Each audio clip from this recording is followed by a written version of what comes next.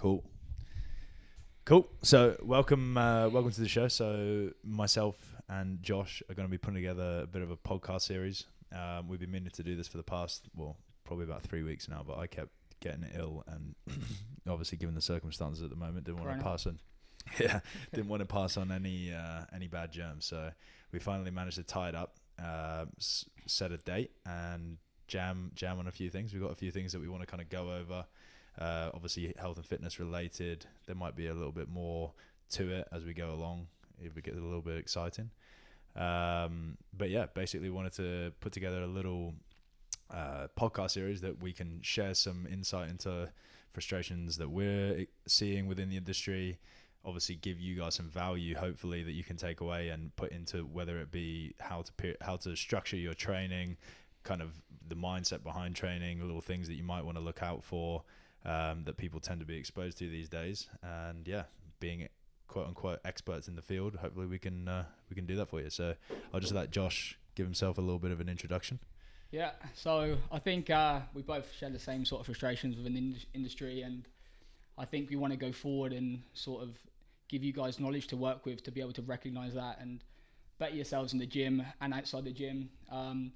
One of the things I see since I've been here is a lot of bad PT, a lot of coaching, programming, everything around that. And I suppose it's about giving you guys the tools to work with. And obviously our chats are obviously going to help you guys with that. And then you guys can sort of find a little bit of a journey and push towards where you want to be and where you want to go, whether that's with either me or Michael or one of the gyms. Yeah. Sweet. I think what's probably a good idea for us to do is give a bit of the listeners, we'll refer to them as, give the listeners a bit of a background into like how we both fell into the industry. People who have been listening to my channel will already understand my story, but I'll share a little bit of a shorter version of the story. But if you want to give like a bit of an insight into how you ended up in the industry, like what your sort of way in was, just so people kind of get to know us a little bit better.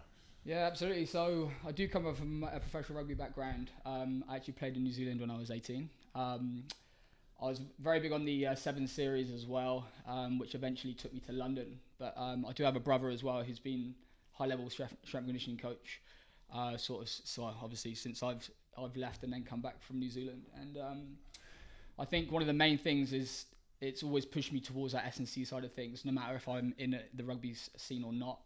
And it eventually took me to into London with my rugby, and then I found CrossFit. I sort of knew what CrossFit was, but already in that strength and conditioning realm, having exposure to like Olympic lifting, as well as obviously different methodology around energy system training, sort of naturally, I think CrossFit was very attractive for me, and it sort of happened naturally. Really, I was at a CrossFit gym, wasn't really enjoying my rugby at the time.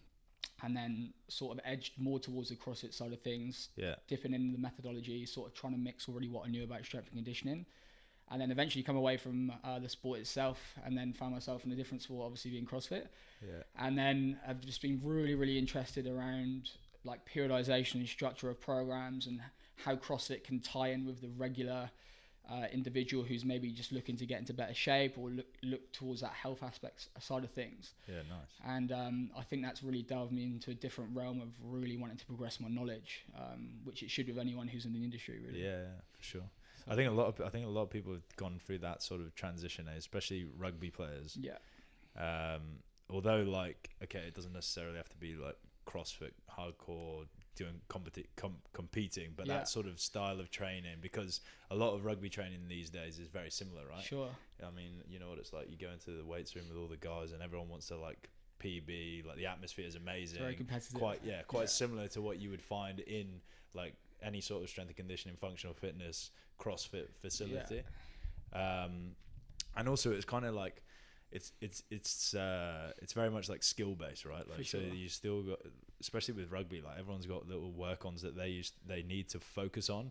And it's this, I think it kind of translates across to CrossFit as a sport, but also functional fitness, as far as there's always new things to learn. Absolutely. Like, for instance, I used to be more focused into like sort of like the bodybuilding, that sort of style of training. There's only so many variations of a fucking bench press that you can do. Absolutely, you know what I mean? I mean, I think everyone's got that need to learn, whether or not you're from a sport or not. I think the camaraderie aspect of things, if you do come from a team sport, like everyone has that need to want to go back to that environment because Yeah, it does yeah. make you accountable and it does make you want to feel part of something. And I Yeah, think for that's sure. great for people who haven't even been involved in team sports as Yeah, well. yeah. It's a little bit scary to begin with, but once you're involved in that atmosphere, it's so beneficial for relationships and friendships going forward. Yeah.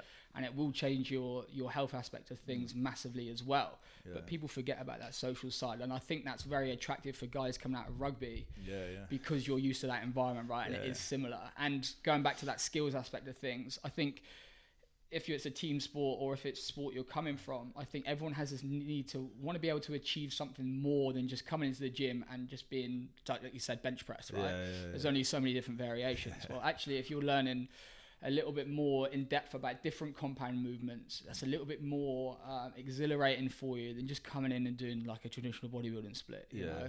And if you've got a great team in front of you and a great team of coaches which transfer that knowledge over to either one-to-one or clients and members in front of you, like that experience is next to none. You can't really compare it to anything else 100%. because it is obviously being taught correctly. Yeah, and that kind of leads on to one of the videos that you just put out recently on your Instagram about like training environment, eh? Yeah, absolutely. And it's obviously such a key thing, and I'm sure we'll touch on this a bit later, but like coming from, and it's like a culture, because you come out of a rugby culture where you're used to being in that environment with those sort of people, whatever sport it might be, and then it tends to be these kind of gyms replicate that same sort of culture, you know what I mean? Yeah. Everyone like supports each other. Yeah, okay, and you might give each other a little bit of shit here and there as you would in any other sports team, but it's the same sort of culture and So, yeah, environment. that banner and everything is a great part. I mean, Yeah. you can feel it when you walk into any gym, you know. Yeah. For those that know, I did do a little session down at Michael's coaching as well, which was a fantastic experience. Yeah. And like straight away, you can tell when a community's as one, Yeah, and you yeah. can tell if they've had correct coaching or not. And that feel you get, like not all CrossFit gyms, but I relate it back to CrossFit and strength and conditioning gyms, because in that group environment where you do have a good group of coaches, the feel, and there's no like the feel of the gym and the separation with regards to members going off and doing their own thing, there isn't that separation. Yeah. And like, you know, people have like, there's always respect for the coach. There's like, you know, and there's always that trust in the coach. And that's because, that's a massive thing. yeah, absolutely. And you can always feel that when you walk into a gym which has been using that methodology and using that with their members, because there is that you know, that service element which doesn't come from other places I've seen. And I think that's one of the things we massively share frustration with, is going in and seeing such a bad service, and like we've just talked about, learning new movements, like not necessarily people being taught how to do it. And that is the bread and butter of our industry, is that there's such a level now where that's been forgotten that it's almost like people don't care about it. And I think once there is that element of caring, your members are so thankful, and it does create little friendship groups and then expands into other big friendship groups when you bring that together in a class environment. And that's unbeatable. And although it does exist in, say, your traditional HIIT classes and things, like there's nothing quite like being in that environment where your retention's so high because the relationships are so strong within the people in that room. Yeah, absolutely. I guess that kind of just leads on. I'll quickly run through a little synopsis of my own story for those that aren't familiar. So obviously currently gym owner of the Dan DXB here in Mode City, first current location, plug, there might be another one coming soon. Previously I actually studied sports biomedicine and nutrition at university. I was working in a clinic previously as a nutritionist, and then kind of felt like I was missing something, like the missing link between, okay, I can tell people what to eat all the time and all the rest of it, and I can develop my knowledge base as much as I want in nutrition, but how much does that actually translate across into someone's life, and how much impact am I going to be able to have? You know what I mean? There's only so many people that you can get in the door in one day, and realistically the fundamentals of nutrition are very simple, and I was just repeating myself all the time. Absolutely. So I hit a point where I was like, okay, how can I hit more impact, whether it be through offering training as a service as well, or how do I try and scale this to an online level where I can do it that way, and obviously I can attract more people and impact more people. So currently now all my nutrition stuff is based online through the MS method, through my website. And the Den obviously takes control of all the training aspect of that side of things, because obviously I wanted to try and be able to help as many people as possible. Nutrition side online, Goes hand in hand. Yeah, and then the gym Obviously, it's a brick and mortar facility at the moment where people come, people go, as far as physically coming, but we're also going to look at doing like an online version where people can subscribe to our programming online remotely. Yeah, exactly, because obviously that's a big attraction at the moment. And then again, because I've kind of hit that roadblock now where it's only so many people that you can impact, that's the best way for us to go about it, is to try and scale it that way. Sure. Also looking at another facility as well, so that's kind of like the way that we want to go. How long have you been open for?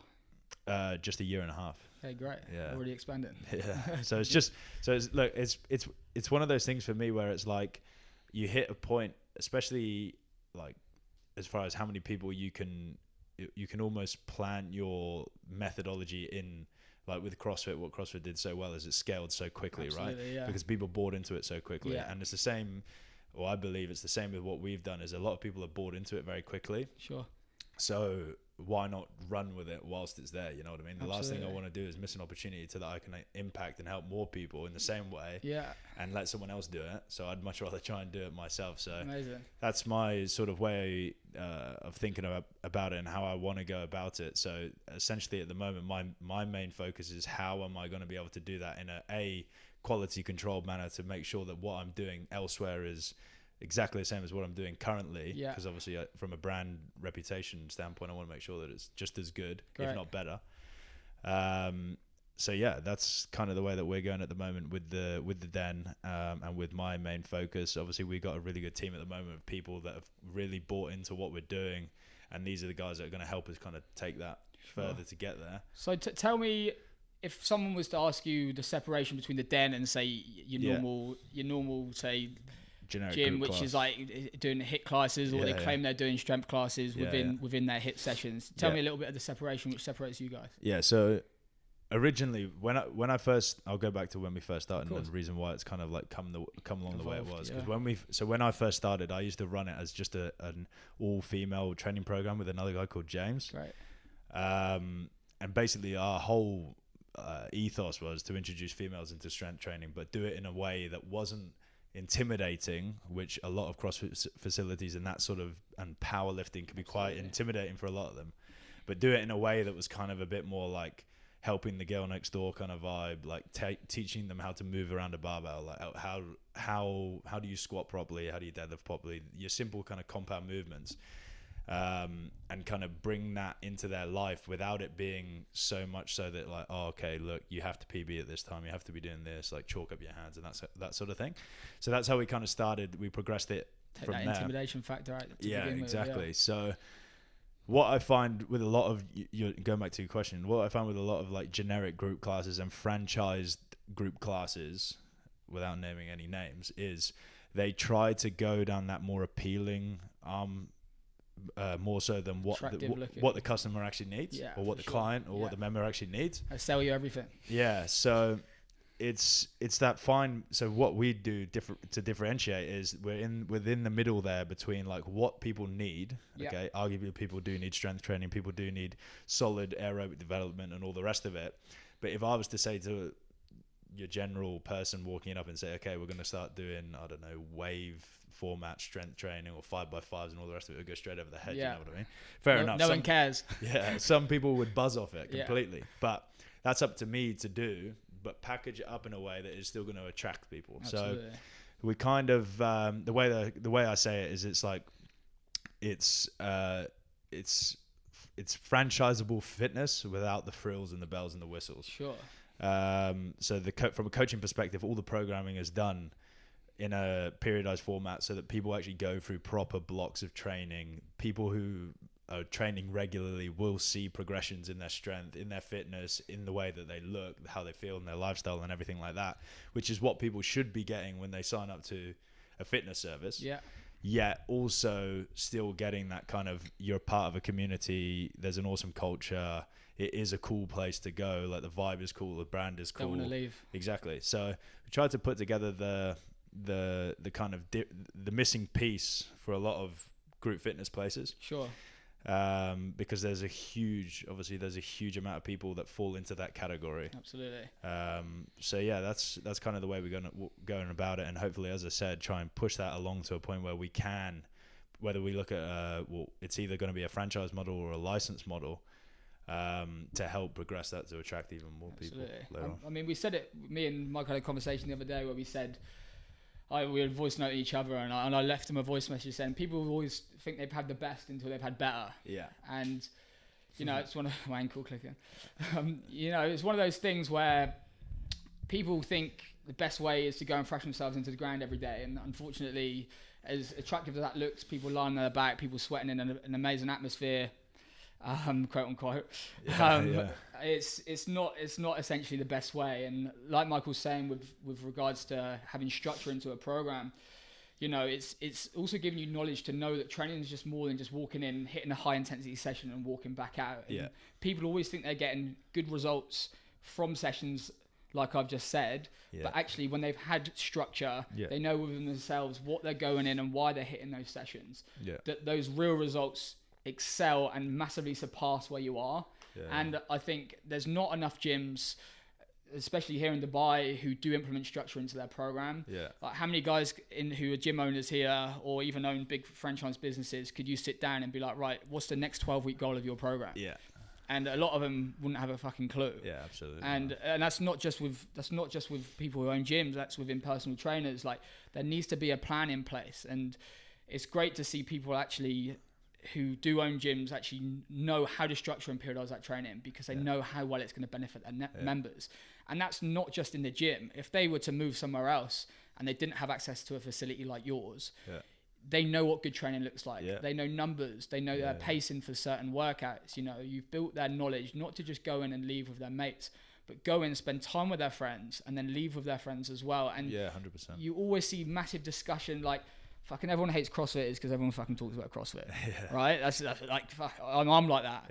But the thing is, once you've got a passion about something like that, and it becomes part of your arsenal in everyday life, it actually becomes quite exciting to talk about, because you know where you want to progress to. There's a clear progression. You're measuring yourself week on week, month on month, because you've done stuff similar to that. You know how it feels.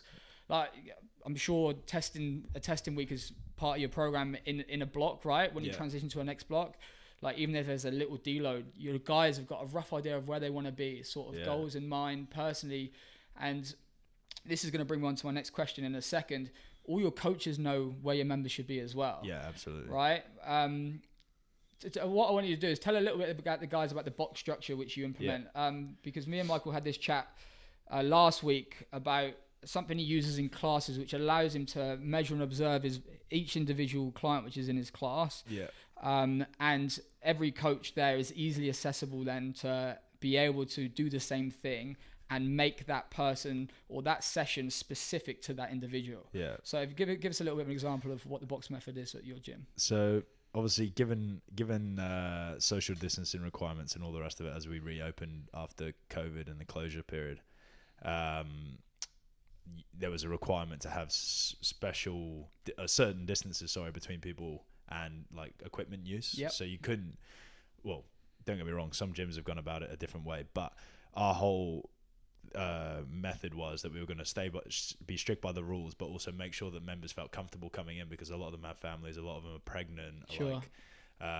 Health's priority. Interacting with like older family members who could be potentially of high risk, and these sorts of things. So it kind of shifted us into this more pick a spot model where you book into the class. We reduced the class size. Initially it was 9, it's now up to 12 because we can be a little bit more flexible with spacing. But it still runs on the same basis where each person who books in has a box for themselves, and based on that session, they have the set equipment that they need for that session. So there's no sharing of equipment amongst the class. All of the equipment's clean between classes to ensure that it's fresh and ready to go. But the way that we structure it is each person, so we categorize it. So for example, if you've got more of like an entry-level person or someone who isn't as much of like a big lifter, however you want to put it, they fall into X category, and we ensure that the weights that they have in their box is set for them. So it's essentially like a personalized service where you book in, okay, we know Josh, he can clean, I don't know what, 100 something. Not much. But we know that let's say you're a big hitter, you'd be a big hitter, but you come in and this is your box. So these weights in your box are to ensure that you're going to get the most out of that session, or that's the purpose of this session, to ensure that you've got, let's say, for example, I don't know, it might be a 22.5 kg dumbbell, or if we want to push it a little bit heavy, it might be a 30 kg dumbbell. Depending on what the purpose of the session is, your equipment will be set there ready to go for you. So you don't have to worry about that. Great. Which works really, really well, because obviously sometimes in a group environment, and if you leave a lot of the decision making up to the member, first of all, they're not as educated on it and they don't understand. Always going to make the wrong choice. Exactly. And you can tell them however many times, no, Sally, you've got to go and use a 15 kg dumbbell, and she will still go and make sure that she has a 10 kg dumbbell. Don't get me wrong, people try it on. We call it weight hustling. People try and hustle the weights. But yeah, it's kind of taken it to the next level, I suppose, and made the members feel a lot more a part of it, but also like they're being looked after a lot more, because obviously we take a lot of pride in what we're doing for them as a service. It might be a case, okay, Sally, I'll use the name again, you started in box 1 last month, we're going to start to progress you up to box 4 up to box 6 kind of thing, and they can see the progression as well. Levels, and it also, what it does is it encourages people to want to push it a little bit harder. Don't get me wrong, some people would prefer to quite happily stay in box 1 for the rest of the time and crack on, but also for a lot of people it shows them that this is the progression that they can get to. Fantastic. They see that progression go through. It's motivating, right? Yeah, absolutely. And from a coaching perspective, it's amazing, because like where they started, but also like, okay, this person needs a little bit more attention on these movements because they're starting out here. Okay, old mate over there, he knows what he's doing. He's pretty solid. I'll go over him, cue him a couple of times, but realistically, he's kind of on the right track. You're prioritizing the people in your class, right? Exactly, yeah. And I think that's something that I've never done any level 1 or anything like that CrossFit wise, but I think that from good CrossFit coaching, you will see that a lot. Yeah. So the ability to regress and progress people like at the click of a finger, and balance a class based on like people's capabilities, is an amazing thing. And for us, that's worked really, really, really well. Not only that, it's helped. Sorry to interrupt you there. That's right. Not only that, it's helped us keep everything nice and strict with people coming into classes. A lot less people cancelling classes because of the spots are a little bit more like in demand. Absolutely. And people feel it's almost like you come. Do you know what it is? It's almost like, and this goes back to what I said about bridging that gap between your generic group class and real training. Is, when you go into like a Les Mills class or a body pump class, that's you there with your step, with your bar, and with your plate. The instructor's at the front doing what he's doing, but training. It's that same, it's that same sort of like environment as far as people feel like they're being looked after in that sense, but then we're giving them a bit different stimulus, obviously. Okay, what I'm going to ask you now is, let's relate it back to what you just said with that Les Mills classes, etc. Right? What do you cap your classes at? Like before COVID? The most we were doing for a lifting session was 15. Okay, now say for example, I don't know what they cap their classes at, right? But there's a fucking lot of people in that class. Give me an insight to why it's important for you to cap your classes. Just give me a background of why it's important to you. Yeah. So, I mean, for us, obviously, it's a coaching quality. Coaching quality is a massive factor. There's only so many people that you can take control of, regardless of whether someone knows what they're doing or not.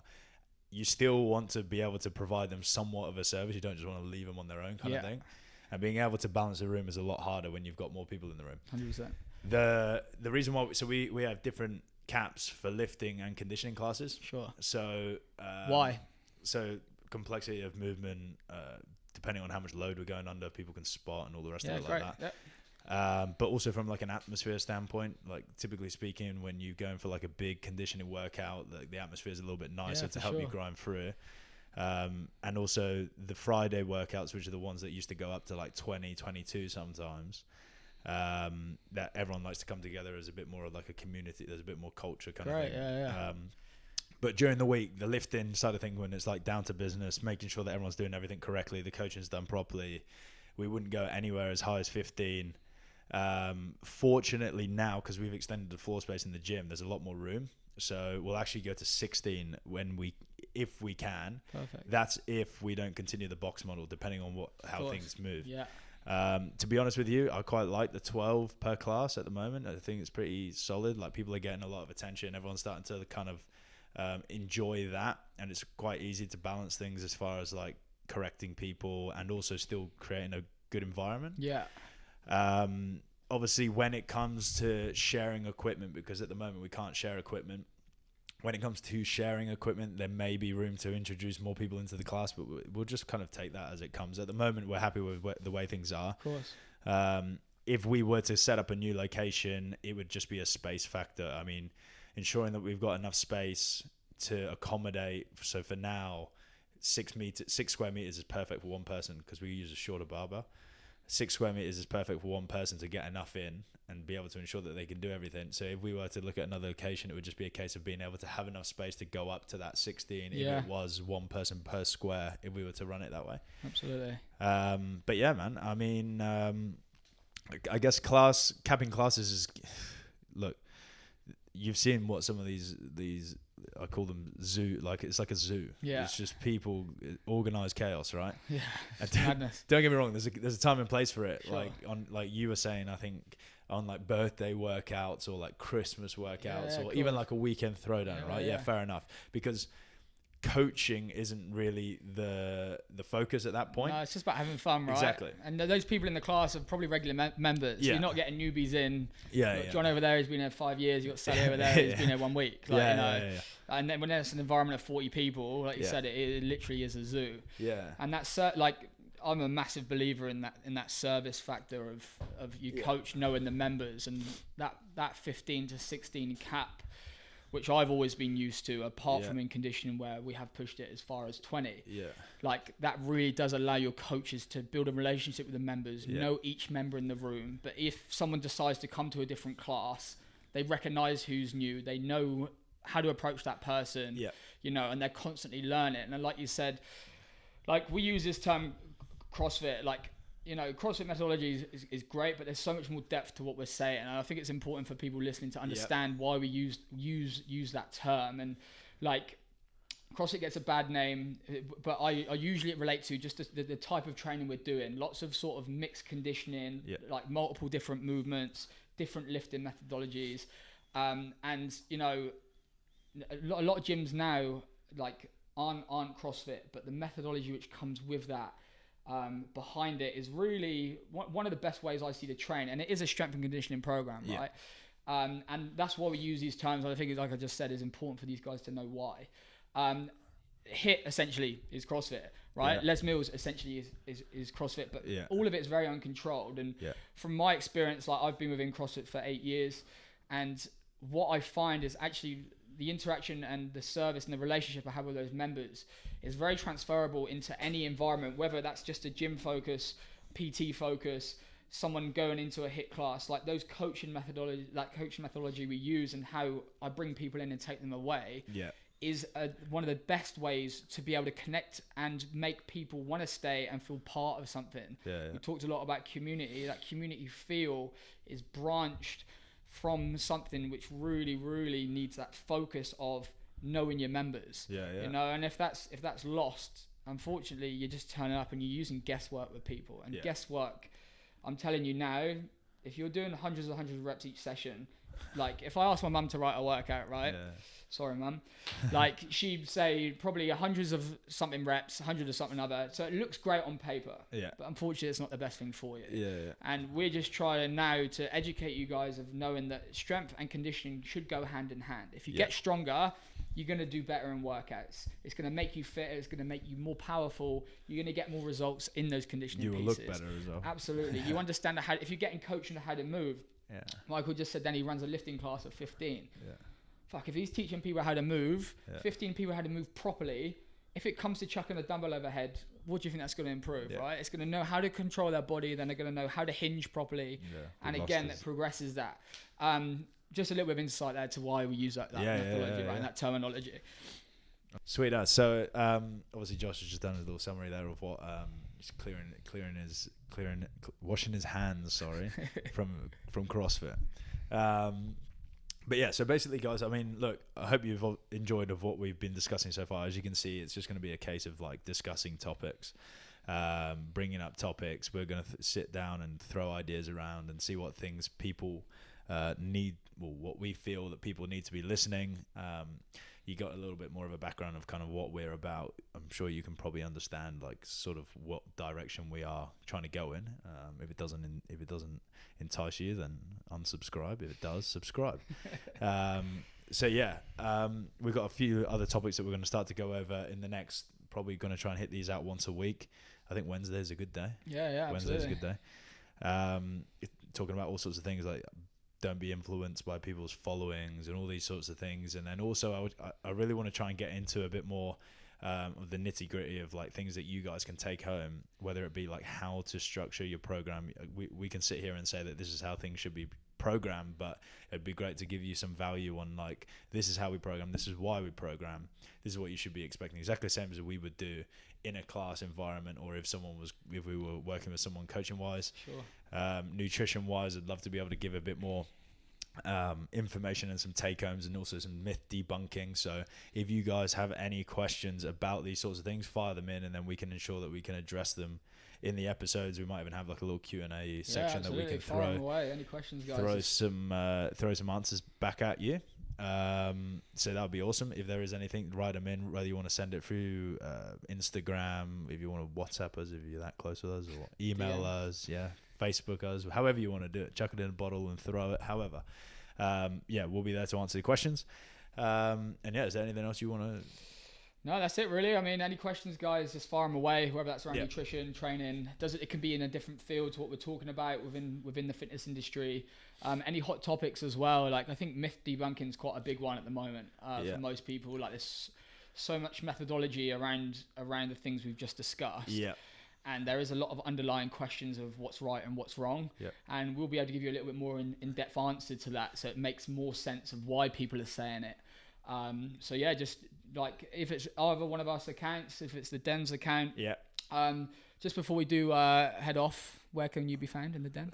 The Den, www.thedendxp.com, or at the Den DXP, the Den DXP, the Den _DXP. Sorry, the Den _DXP. I should be able to tell that off the top of my head. And then my personal Instagram is at michaelsoul1.